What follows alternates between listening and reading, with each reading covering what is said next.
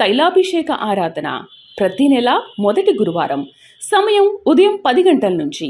స్థలం తూర్పుగోదావరి జిల్లా అమలాపురం దగ్గర ఉప్పలగుప్తంలో. ప్రార్థనా శక్తి తైలాభిషేక ఆరాధన ప్రతి నెల మొదటి శుక్రవారం. స్థలం అడబాల గార్డెన్స్, ఎల్ఎన్టీ బిల్డింగ్స్ పక్కన, పెంకులపాడు రోడ్డు, పాలకొల్లు. విజయవాడ పరిసర ప్రాంత ప్రజలకు శుభవార్త. ప్రార్థనా శక్తి తైలాభిషేక ఆరాధన ప్రతి నెల మొదటి శనివారం. సమయం ఉదయం 8 గంటల నుండి. స్థలం బొబ్బూరి గ్రౌండ్స్, భవానీపురం, పున్నమి ఘాట్, విజయవాడ. ప్రార్థనా శక్తి తైలాభిషేక ఆరాధన ప్రతి నెల 2వ మంగళవారం. సమయం ఉదయం 10 గంటల నుండి. Shri convention hall, CR Reddy women's college, Vatluru, Eluru. ప్రార్థనా శక్తి తైలాభిషేక ఆరాధన ప్రతి నెల 2వ బుధవారం. సమయం ఉదయం 9 గంటల నుండి. స్థలం airport road, quarry market, Renuka apartment దగ్గర, రాజమండ్రి. ప్రార్థనా శక్తి తైలాభిషేక ఆరాధన ప్రతి నెల 2వ గురువారం. సమయం ఉదయం 10 గంటల నుండి. స్థలం సుబ్బలక్ష్మి కళ్యాణ మండపం, railway new colony, Srikanya theatre, Visakhapatnam. ప్రార్థనా శక్తి తైలాభిషేక ఆరాధన ప్రతి నెల 2వ శుక్రవారం. సమయం ఉదయం 10 గంటల నుండి. స్థలం కాపు కళ్యాణ మండపం, ఎన్ఎఫ్సిఎల్ రోడ్, ఆర్టీఓ ఆఫీస్ పక్కన, ఆర్ఆర్ నగర్, కాకినాడ. ప్రార్థనా శక్తి తైలాభిషేక ఆరాధన ప్రతి నెల 2వ శనివారం. సమయం ఉదయం 10 గంటల నుండి. స్థలం కూరగాయల మార్కెట్ ఎదురుగా, government degree college road, Ravulapalem. Tadepalligudem పరిసర ప్రాంత ప్రజలకు ముఖ్య గమనిక. మొదటి బుధవారం జరగవలసిన ప్రార్థనా శక్తి తైలాభిషేక ఆరాధన 3వ బుధవారానికి మార్చబడింది. యేసయ్య నామములో మీకు వందనాలు తెలియపరుస్తూ ఉన్నాను. ప్రియులరా, ఈ దినము కొరకు దేవుడు సిద్ధపరిచిన వాగ్దానాన్ని మనం స్వాధీనపరచుకుందాం.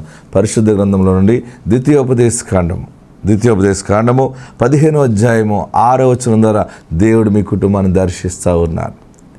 డ్యూట్రానమీ చాప్టర్ 15 వర్స్ 6లో థర్డ్ లైన్ అండర్లైన్ చేసుకోండి. నీవు అనేక జనములకు అప్పిచ్చదువు కానీ అప్పు చేయవు, అనేక జనములను ఏలుదువు కానీ వారు నిన్ను ఏలరు. ద్వితీయోపదేశ కాండము 15వ అధ్యాయం 6వ వచనం మొదటి నుంచి చదివితే, ఏలయనగా నీ దేవుడనే యెహోవా నీతో చెప్పి ఉన్నట్లు నిన్ను ఆశీర్వదించును గనుక నీవు అనేక జనములకు అప్పిచ్చదువే కానీ అప్పు చేయవు, అనేక జనములను ఏలుదువు కానీ వారు నిన్ను ఏలరు. పరిశుద్ధ దేవునికి మహిమ కలుగును గాక. జీవితంలో ఎప్పుడు బ్యాంకు లోన్ వస్తుందా, ఎప్పుడు క్రెడిట్ వస్తుంది, ఇంకా క్రెడిట్ కార్డు ఎప్పుడు వస్తుంది, ఇంకా ఎప్పుడు ఈ అప్పు తీర్చేస్తే మళ్ళీ వెంటనే అప్పు తీసుకుందాం, లేకపోతే ఎక్కడైనా అప్పు కలుగుతుందా, ఎవరైనా కొంత అమౌంట్ మనకి ఇస్తే బాగున్నాం, తక్కువ ఇంట్రెస్ట్కి ఇచ్చినా బాగున్నాం. ఇలాగే జీవితం అంతా అప్పు ఎప్పుడు దొరుకుతుందా, ఉన్న అప్పులు మళ్ళీ తీర్చడానికి మళ్ళీ అప్పు చేయటం, ఆ అప్పు తెచ్చిన చోట వారికి వడ్డీ కట్టడానికి మళ్ళీ ఇంకో చోట అప్పు తీసుకురావటం. ఇలాగ నా బ్రతుకంతా అప్పు చేసి వడ్డీలు కట్టడం, అప్పు చేసి అప్పు తీర్చటం అని ఇలాగైపోయింది ఏంటి అని అనుకుంటున్నావు కదా. దేవుడు నీతో మాట్లాడుతున్న మాట ఏంటంటే, యెహోవా నిన్ను ఆశీర్వదించారు, భయపడకు, నీవు అనేక జనములకు అప్పిచ్చదవే కానీ అప్పు చేయవు. ఎలాంటి దేవుడు అనుకుంటున్నారు? మన దేవుడు మామూలు దేవుడు కాదు. ఒకవేళ ఇబ్బందులుండి అప్పులు చేసుకున్నావేమో, కొన్ని అర్జెంట్ ఎమర్జెన్సీగా, లేకపోతే నీకు సమయానికి ఏమి అడ్జస్ట్మెంట్ కాక వడ్డీకి తెచ్చుకుని చేసేవో, ఇల్లు కట్టినా, పెళ్లి చేసినా, వ్యాపారం చేసినా లాస్ అయిపోయేవేమో. కానీ దేవుడు మరలా నిన్ను తలగా నియమిస్తూ ఉన్నాడు. నీవు అప్పు ఇచ్చేదు అంటే నీవే అప్పు ఇచ్చే స్థితిలో దేవుడు పెడుతున్నాడు. ఇంతవరకు నీ చెయ్యిలాగా ఉంది కదా, ఎవరిస్తారు? ఇవ్వండి అమ్మా, ఇవ్వండి అయ్యా, మళ్ళీ మీకు సమయానికి ఇచ్చేస్తాం. వడ్డీ కడతా ఉంటాం, మనం కట్టలేం, ఇవ్వలేం, సమయానికి ఉండవు మనకి. వారు ఎన్నో మాట్లాడుతుంటారు, ఎంతో కుమిలిపోవాల్సి వస్తుంది. కానీ సిగ్గు లేదా నీకన్నా కూడా మాట్లాడతారు.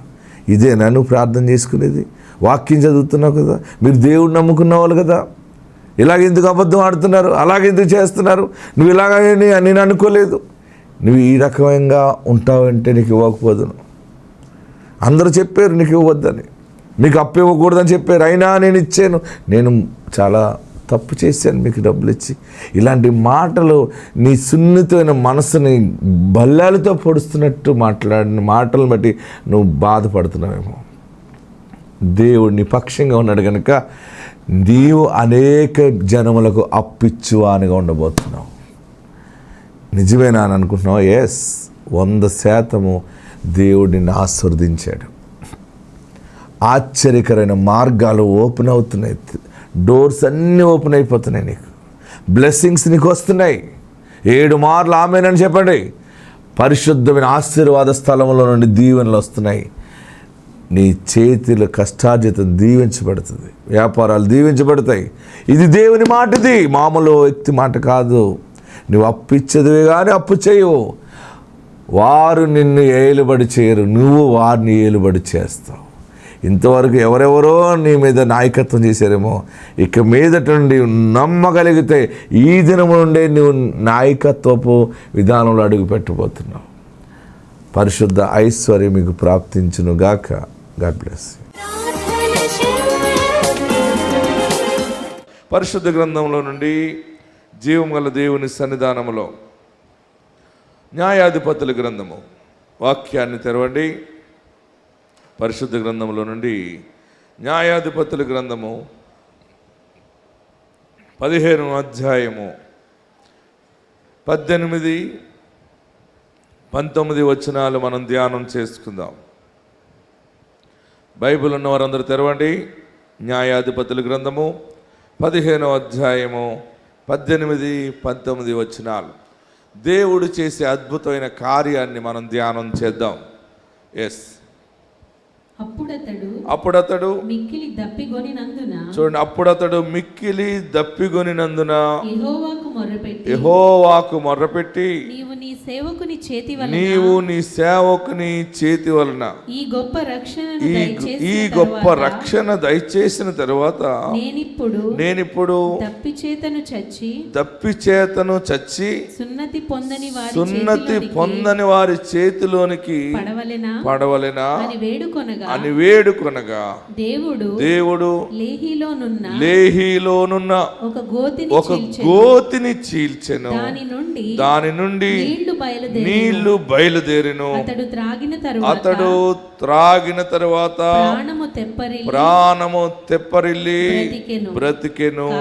కాబట్టి దాని పేరు నేటి వరకు ఎన్వొక్కరే అనబడెను. అది లేహిలో ఉన్నది. దేవునికి మహిమ కలుగును గాక. అందరు గట్టిగా హల్లెలూయా చెప్పండి. ఇంకా గట్టిగా హల్లెలూయా చెప్పండి. ప్రియులరా, ఈరోజు బలమైన ఆశీర్వాదాన్ని దేవుడు మనకు అనుగ్రహిస్తున్న మాట. న్యాయాధిపతుల గ్రంథం 15వ అధ్యాయము 18వ వచనంలో, అప్పుడతడు మిక్కిలి దప్పిగొనినందున యెహోవాకు మొర్రపెట్టి నీ సేవకుని చేతి వలన ఈ గొప్ప రక్షణ దయచేసిన తర్వాత నేను ఇప్పుడు దప్పిచేత చచ్చి సున్నతి పొందని వారి చేతిలోనికి పడవలెనా అని వేడుకొన్నాడు భక్తుడు సంసోన్. ఆమేన్. సంసోన్ని గురించి కొన్ని విషయాలు మీకు చెప్తాను. మనం అనుకుంటాం సంసోన్కి చాలా బలం ఇచ్చాడు దేవుడు, మరి వాగ్దానం ద్వారా ఇచ్చాడు, మరి ముందే ఆ ఇశ్రాయేలీలు పక్షంగా ఉండటానికి ఇచ్చాడు దేవుడు, ఒక యోధుడిని పెట్టాడు ఫిలిస్తీన్లను ఎదిరించటానికి. అయితే సంసోను పడిపోయాడు కదా. సంసోను తన సాక్ష్యాన్ని కోల్పోయాడు. తను మరి దేవుడు ఏ ప్రణాళికలు ఇచ్చాడు, కానీ తన చివరిలో దానిని కొనసాగించలేకపోయాడని అనుకుంటాం. ప్రియులరా, దేవుని వాగ్దానాలు, ప్రవచనాలు, వరాలు అందరికి ఇస్తాడు. అయితే దానిని మనము కాపాడుకోవాలి. ఆమేన్. ఏం చేయాలి? దేవుడిచ్చిన వాగ్దానమైన, వరమైన, ఫలమైన మనం కాపాడుకోవాలి. దేవుడిచ్చాడు కదా అని వదిలేకూడదు. దేవుడి నీ చేతికి వ్యాపారం ఇస్తే వ్యాపారాన్ని ప్రతిరోజు కాపాడుకోవాలి. దేవుడు నీకు చక్కని భార్యను ఇచ్చినప్పుడు భార్యను కాపాడుకోవాలి. దేవుడు బిడ్డల్ని ఇచ్చినప్పుడు బిడ్డల్ని కాపాడుకోవాలి. దేవుడు మనకి ఏ వ్యాపారం ఇచ్చాడు, వ్యాపారాన్ని, కుటుంబాన్ని, వ్యవసాయము, పాడి పంటల్ని ప్రతి దినము మనము కాపలా కాసుకోవాలి. ప్రతి దానిని అర్థమవుతుంది మీ అందరికీ. దేవుడిచ్చాడు కదా అంటే సరిపోదు. దేవుడిస్తాడు, నీవు చేసే పని ఏంటంటే దానిని కాపాడుకోవాలి. ఆమేన్. గట్టిగా హల్లెలూయా చెప్పండి. సంసోన్కి దేవుడు గొప్ప బలం ఇచ్చాడు. 1000 సింహాల బలము కంటే ఎక్కువ వచ్చాడు. ఆ బలము అంతా కూడా ఆయన బిడ్డలైన ఇశ్రాయేలీల పక్షముగా ఉండటానికి, ఇశ్రాయేలీయులకి ఎక్కడ కీడు కలగకుండా ఒక యోధుడిగా ఉండటానికి దేవుడిచ్చాడు. ప్రియులరా, దేవుడు ఎప్పటికప్పుడు బయలుపరుస్తూ ఉండేవాడు. శత్రువులుగా ఉన్నటువంటి ఆ ఫిలిస్తీయులకి బుద్ధి చెప్పటానికి ఈ మనుషుడిని నిలబెట్టానని దేవుడు అనేక సమయాలు అనేక మందికి బయలుపరిచాడు. తన తల్లికి, తన తండ్రికి, అందరికీ వాగ్దానము తెలియపరచబడింది. మరి ఈ సంసోను దేవునికి విరుద్ధంగా ఉన్నటువంటి మనుషులైనటువంటి ఫిలిస్తీయులను వారందరి మీద పోరాటం చేసి వారందరి మీద జయము పొంది తిరిగి ప్రయాణమై వస్తూ ఉన్నాడు. వచ్చేసరికి అది చాలా భయంకరమైనటువంటి ఎత్తైన ప్రాంతం. అది ఏ ప్రాంతం? అది చాలా ఎత్తైన ప్రాంతం, రాతి ప్రాంతం. రాతి ప్రాంతం దగ్గరకు వచ్చేటప్పటికి సంసోను వారందరిని కొట్టి చంపి వచ్చాడు. వచ్చినప్పుడు ఆ సంసోనికి దాహం వేస్తూ ఉంది. ఏం వేస్తుంది? దాహం, చాలా దాహం వేస్తుంది, నీళ్ళు కావాలి. దాహం వేస్తున్నప్పుడు ఆ మనుషుడి దగ్గర ఉన్నవన్నీ అయిపోయినాయి. ఇంకా చివరికి ఎటు చూసినా రాతి నేలే కనబడుతుంది. ఏం కనబడుతుంది? రాతి నేల, లోయలు కనబడుతున్నాయి. అంతా కూడా ఎండిపోయిన ప్రాంతం అది. అప్పుడు ఆ సమయంలో ఇంకా నోరు ఆరిపోతుంది. సంసోను దేవునికి ప్రార్థన చేశాడు. సంసోను ప్రార్థన చాలా విచిత్రంగా ఉంది. ఆయన అడుగుతున్నాడు, దేవా, నేను మరి ఫిలిస్తీన్లందరినీ కొట్టాను, ఇలా చేశాను అని చెబుతూ నీ సేవకుడైన నన్ను వాడుకున్నావు. నేను ఫిలిస్తీన్ని జయించాను, ఫిలిస్తీన్ని వారందరిని తరిమి కొట్టాను, చంపిపాడేశాను. నేను నీ సేవకుడిని, నీ సేవకుడు నన్ను వాడుకున్నావు, నేను విజయం పొందాను. కానీ మరి ఇప్పుడు నాకు దాహం వేస్తుంది, ఈ నీళ్లు లేవు నాకు. ఈ సమయంలో నీళ్ళు ఇస్తే బ్రతకగలను, మరి నీళ్ళు లేవు, ఎటు చూసినా వాటర్ లేదు. మరి నేను ఇక్కడే ఇలాగ ఉండిపోతే ఈ ఫిలిస్తీన్లు నన్ను పట్టుకుంటారు, నేను వారి చేతిలో పడ్డానంటే నీకు అవమానము కదా. ఆ రక్షణ లేని వారు, ఆ సున్నతి లేని వారి చేతిలో నన్ను పడేస్తావా అని ఎలుగెత్తి ప్రార్థన చేశాడు సంసోను.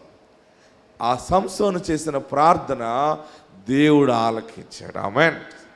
ఆలకించి ఏం చేశాడంటే, చదవండి, ఏమని వేడుకున్నాడు? ఇప్పుడు చదవండి, మీకు అర్థమవుతుంది. నీవు నీ సేవకుని చేతి వలన, నీవు నీ సేవకుని చేతి వలన ఈ గొప్ప రక్షణను దయచేసిన తర్వాత, చేసిన తర్వాత నేను ఇప్పుడు దప్పి చేతను చచ్చి, నేను దప్పి చేత చచ్చి సున్నతి పొందని వారి సున్నతి పొందని వారి చేతిలోనికి పడవలెనా అని వేడుకొనగా దేవుడు లేహీలోనున్న ఒక గోతిని చీల్చాను. దాని నుండి నీళ్లు బయలుదేరెను.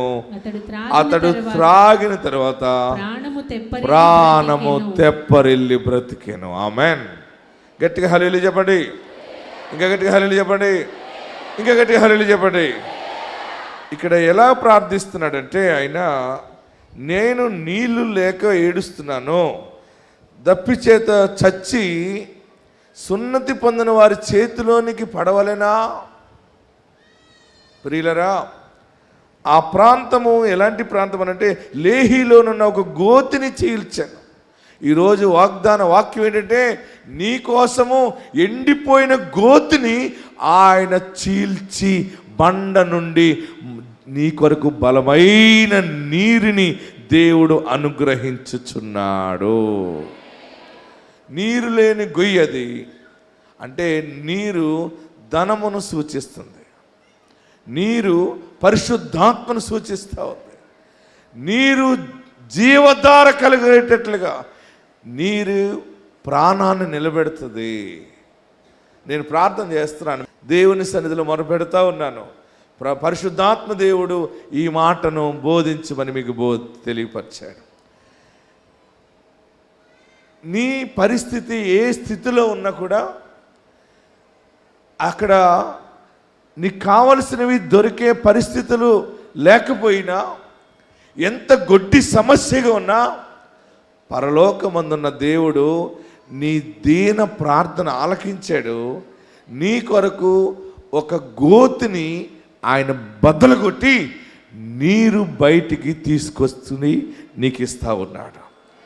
ఈ వాక్యము నాకే అన్నవారు ఆమెన్ ఆమెన్ అని చెప్పండి. ప్రియులరా, నిన్ను ఆయన చనిపోనివాడు. నిన్ను అప్పులతో నాశనం అయిపోయేలా చేయడైనా. నువ్వు ఏడుస్తున్నావు కదా, దేవా ఇన్ని అప్పులలో నేను చనిపోతే అన్యులందరికీ కూడా లోకువైపోతాం. ఇన్ని అప్పులు, ఇంత రోగముతోటి, ఇదిగో దేవుడు నమ్ముకున్న బిడ్డ రోగముతో చచ్చిపోయింది. అప్పులతో పారిపోయారు, వారు నాశనం అయిపోయారు, ఇలాగైపోయారు, వారి బిడ్డలు ఎలాగైపోయారంటే అది నీకు మంచిగా ఉంటుందా? దేవా నా పట్ల కార్యము జరిగించి నన్ను నిలబెట్టువా అని అడుగుతున్నావు కదా. నీ ప్రార్థన దేవుడి దినాన్ని ఆలకించాడు. ఆయన నిన్ను స్వస్థపరిచి సాక్షిగా నిలబెడతాడు. నిన్ను తెప్పరిల్ల చేస్తాడు ఆయన. ఆమెన్. మీ బ్రతుకులలో తల దించుకునే నడుస్తున్నావు కదా, ఇప్పుడు తల ఎత్తుకునే బ్రతుకుతావు, తల ఎత్తుకునే నడుస్తావు, తల ఎత్తుకుని ఘనముగా సమాజం ఎదుట సాక్షిగా నిలబడతావు. నీ జీవితంలో దేవుడు తోడుగా ఉన్నాడు. హల్లెలూయా. దేవుడు చేసే కార్యం ఎలా ఉంటుందంటే, ఈ లేహి అనే ప్రాంతము ఎన్ని వందల అడుగులు లోపల కొట్టినా బోరు నీరు పడదు అక్కడ. అద్భుతం ఏంటంటే అది చాలా భయంకరమైన ఎత్తైన రాతి ప్రాంతము. అక్కడ లోయలో బోరు కొట్టినా నీరు పడదు అక్కడ. కానీ ప్రార్థన చేస్తే దేవుడు బండను బద్దలుగొట్టి బండలో నుండి తన నమ్మిన బిడ్డకి ఆయన నీరు అనుగ్రహించాడు. అప్పుడు ఆ నీరు త్రాగి తెప్పరిల్లక మళ్ళీ బలం వచ్చి మళ్ళీ ప్రయాణం చేశాడు. నీ ప్రయాణం ఆగిపోయిందని ఏడుస్తున్నావేమో, పెళ్లి చేయలేకపోయాను, నీళ్లు లేవు. నీళ్ళంటే డబ్బులు లేవు, ఆత్మకార్యాలు జరగట్లేదు, అది లేదు ఇది లేదు. దేవా నేను సిగ్గుపడిపోతానేమో, ఈ రక్షణ పొందలేని మనుషులకి చేతిలో నేను పడతానేమో. రక్షణ లేని బిడ్డల దగ్గరికి వెళ్ళి నేను అంటే అర్థాలు తీసుకోండి, ఆత్మ సంబంధమైన అర్థాలు.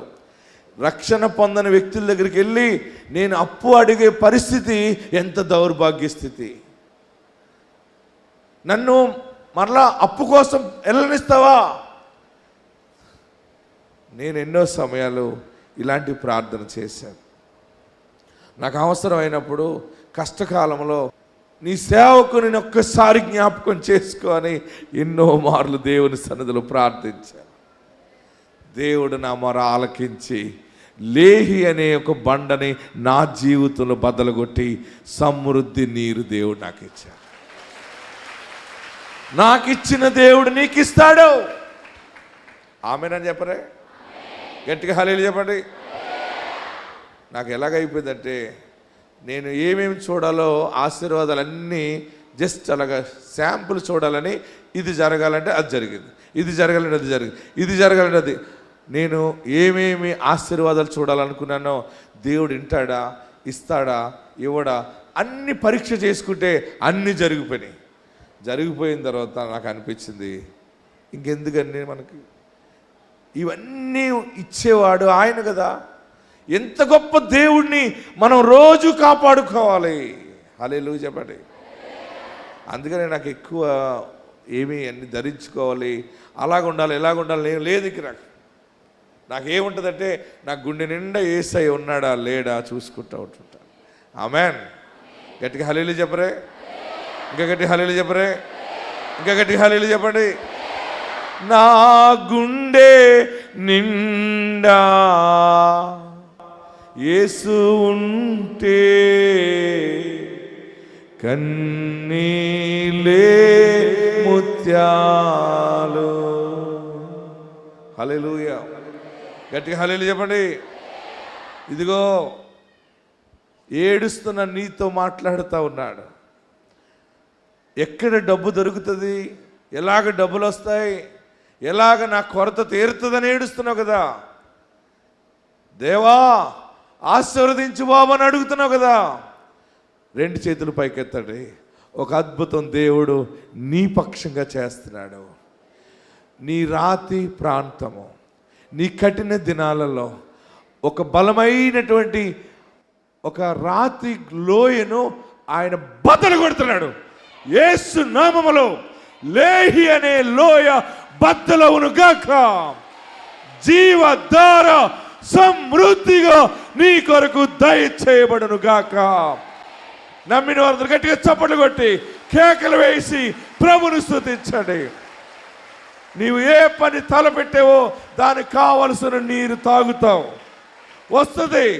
ఇంకా నీరు మిగులుతుంది, ఇంకా వ్యాపారంలో దీవెన మిగులుతుంది, వ్యవసాయంలో దీవెన మిగులుతుంది, పాడి పంటలలో దీవెన మిగులుతుంది, నీ ప్రయాణంలో దీవెన మిగులుతుంది. ఎక్కడికి పోయినా ఎటు పోయినా సమృద్ధి గల నీరు నీతో వస్తూనే ఉంటది. గట్టిగా చప్పటి కొట్టి ప్రభుని స్తుతించాను. గట్టిగా చప్పటి కొట్టి ప్రభుని స్తుతించాను. ఇంకా గట్టిగా చప్పటి కొట్టి ప్రభుని స్తుతించాను. దేవుడు గొప్ప కార్యములు చేయనై ఉన్నాడు. ఆమేన్. ఆయన కొండను చీల్చలేదు. ఆయన దేన్ని చీల్చాడు? ఆయన దేన్ని? అందరు చెప్పాలి. ఆల్రెడీ గొయ్య, అది గోతులు ఏముంటాయి? నీళ్ళుంటాయి. గోతులు ఏముంటాయి? మనం ఎప్పుడైనా నీళ్ళకి వెళ్తే గోతులోకి వెళ్తాం కదా, ఆ నీళ్ళున్న గోతు దగ్గరికి సంసోను వెళ్ళాడు. దేవా, ఈ లోయలో నీళ్ళు లేవు, ఈ గోతులో ఇంకా నేను చచ్చిపోతాను, అయితే నీళ్ళు లేవు, కంఠం ఆరిపోతుంది, నేను సొమ్మసిల్లిపోతున్నాను, నేను చనిపోతే ఈ రక్షణ లేని వారు ఈ ఫిలిస్తీన్ల చేతిలో నేను పడాలా, ఇది ఎంత సిగ్గు కదా అని ప్రార్థన చేశాడు. లోయ చూస్తున్నాడు, లోయలో నీళ్ళు లేవు. ఆ లోయని సంసోను చూస్తూ ఉండగా దేవుడు గోతిని బద్దలు కొట్టాడు. అంటే మీకు ఎక్కడి నుంచి డబ్బులు వస్తాయో ఆ డబ్బులు అక్కడ రాకుండా ఆగిపోయినాయి. పొలములో, వ్యాపారములో, చెప్పాలి, మీ యొక్క కష్టము, మీ ప్లాన్, మీ సమస్తములో ఇస్తానన్న వారి దగ్గరికి వెళ్ళావు, ఇస్తామనుకున్నావమ్మా, అయ్యో నేను ఇద్దాం అనుకున్నాను కానీ నా భర్త ఆల్రెడీ రాత్రి ఎవరికి ఇచ్చేసాడంట అంటే అక్కడే నీ ప్రాణం ఎలాగైపోతుంది. ఉదయానికి నీ బిడ్డకి కట్నం డబ్బు పంపించాలనుకో, నువ్వు అడిగిన వారు నువ్వు ఎప్పుడైనా ముందు రోజు వచ్చి నా దగ్గర పట్టుకెళ్ళన్నారనుకో, నువ్వు అంతా ప్లాన్ చేసుకుని టైం పెట్టుకుని ముహూర్తం పెట్టుకుని వారి దగ్గరికి వెళ్ళినప్పుడు వారు నీకు లేవని చెప్తే నీ ప్రాణం ఏమైపోతుంది చెప్పాలి. నేనున్నానన్న వారు సమయానికి ఫోన్ ఎత్తకపోతే ఏమైపోతావు? ఆ ఫోన్ ఎట్టుకునే చూస్తావు, అయ్యో మళ్ళీ కొడతా ఉంటావు, ఏంటి ఫోన్ ఎత్తట్లేదు, వారు ఎక్కడుంటారో వారికి సంబంధించిన ఫోన్ కొడుతుంటావు, అయినా పని చేయట్లేదు, నీకు అంతా సమాచారము అంతా చీకటిగా వచ్చేసింది. అప్పుడు ఏం చేస్తావు? దేవా, ఆ ఫోన్ ఎట్టుకుని ఏడుస్తుంటావు, దేవా ఇస్తా అన్నారు, ఫోన్ ఎత్తట్లేదు, ఫోన్ ఎత్తిలా చేయబాబు అని అడుగుతావు కదా. వారు చేయకపోయినా ఇంకొక మనుషుడు చేసేవాడు అదే సమయంలో అదే ఫోన్కి నీకు ఫోన్ చేస్తాడు. అమ్మా, నా దగ్గర ఉన్న డబ్బులు మీరు పట్టుకుని వెళ్ళండి, మీ పని చక్కబెట్టండి. ఎక్కడ ఏ గొయ్య ఎండిపోయిందో, ఎక్కడ ఏ గోతిలో నీళ్లు అయిపోయినాయో అక్కడ దేవుడు ఆ గోతిని బండను చీల్స్తాడు. అన్ని రకాలుగా నీ చెయ్యి పైన ఉంటుంది, నీ మాట పైన ఉంటుంది. అట్టి దీవెన దేవుడు మీకు దయచేయునుగాక. గట్టిగా చప్పుడు కొట్టి ప్రభుని స్తుతిద్దాం. దేవాతి దేవుడు మన పక్షముగా ఉన్నాడు. అందరూ లేచి నిలబడదాం. ఎక్కడున్న వారు అక్కడ లేచి నిలబడండి. సంసోను ఎంత పని చేసినా, నేను ఫిలిస్తీన్ల చేతిలో పడాలా, ఆదుకోవా, నీళ్లు లేవు నా దగ్గర, చచ్చిపోతానేమో భయం వచ్చేసింది సంసోనుకి. ఆ ప్రార్థన చేశాడు, నేను చనిపోవాలా, నేను మరలా ఫిలిస్తీన్ల చేతిలో పడిపోతానా, ఎవరి కొరకు పోరాడానో, ఎవరికి విరుద్ధంగా పోరాడానో మరలా నేను వారి చేతిలో పడతానా? ఏడుస్తున్నావు కదా, నో, నువ్వు వారి చేతిలో పడవు. దేవుడు నీ పక్షముగా ఉన్నాడు, దేవుడు నీ పక్షముగా ఉన్నాడు, దేవుడు నీ పక్షముగా ఉన్నాడు. హల్లెలూయా. హల్లెలూయా, హల్లెలూయా. నన్ను ఆశీర్వదించు దేవా, నా పాపాలు క్షమించు, నన్ను నీ బిడ్డగా స్వీకరించు. నా జీవితము లేహి అనే ప్రాంతముగా మారిపోయింది. నా కుటుంబము, నా వ్యాపారము అన్ని రకాలుగా మారిపోయినాయి. ఎక్కడెక్కడ నుంచో వచ్చింది ఉండే లోయ కూడా పోయింది బాబు. ఏడుస్తున్నావా? ఒక అద్భుతం జరుగుతుంది. ఆయన చీల్చుతున్నాడు నీకోసము లోయను, గోతిని బదులు కొడుతున్నాడు. ఎక్కడ విశ్వాసం ఉంచావో అక్కడ క్రియ చూడబోతా ఉన్నావు. ఎక్కడ ఆశ పెట్టుకున్నావో అది జయము కాబోతా ఉంది. అక్కడ సిగ్గుపరచబడవు. ఎన్ని ఆశలు పెట్టుకున్నావో ఇది వస్తే అది జరుగుతుంది, ఇలాగుంటే అలా జరుగుతుంది. ఆ ఆశ దేవుడు నెరవేరుస్తాడు.